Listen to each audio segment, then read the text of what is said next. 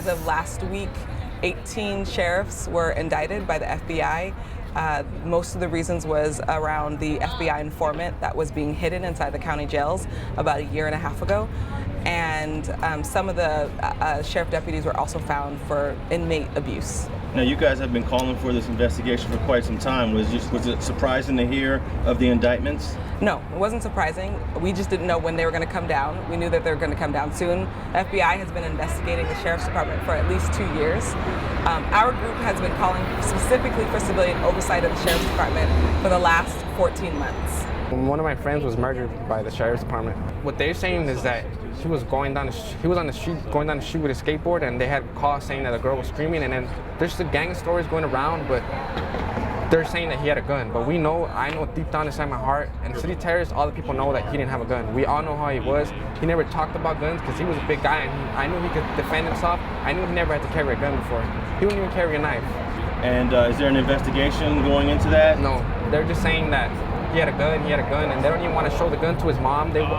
She said, even a picture. I want a picture of the gun. I want proof that he had a gun on him, and they don't want to show proof.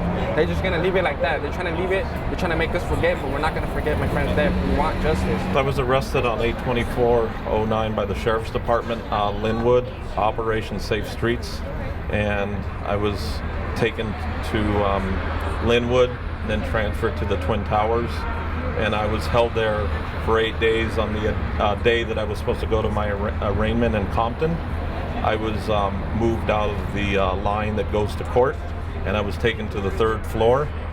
And that afternoon, I was assaulted by 2 sheriff deputies. They had hauled me to like an attorney's room, and they had beat me severely on the right side of my head and handcuffed me and beat me for no apparent reason. Then I was taken to the jail's like clinic, and then I was transferred to the hospital by radio car. They had called an ambulance, the nurses did. The swelling was so horrific. I had bleeding on the right lobe of my brain and a concussion, and they called off the ambulance and they took me down to the LA County USC in a police car or a radio car. And to describe that experience, that was horrific. Why was OSS, which is a gang unit? Yeah, Operation Safe Streets. They're the gang unit. Why were they arresting you? Because I'm assuming you're not a gang member. No, I'm a contractor. They never told me why it was about. That's the problem. I interviewed with the Sheriff's Detectives and the Office of Independent Review 2 years ago, and nothing ever came of it. When they beat me in the jail, they had me change my story. When the floor supervisor came, I told him that your 2 deputies did this to me, and he came back with a camera and a little video recorder, and the one white deputy told me, using some curse words, you better change your story or you're going to be in big trouble.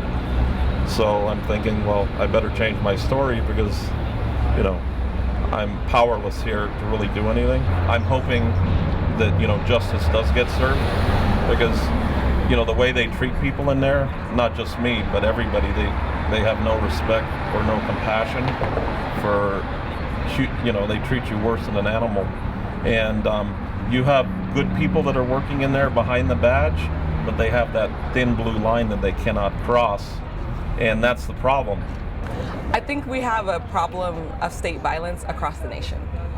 The problem of the issue around state violence has little to do with it being particular to Los Angeles, and more about it being particular to the history of racism in this country. And so we have to be able to look at, where does this department come from? What are its history, right? Every person has a history, every department, every organization. And the Sheriff's Department history is racist and violent.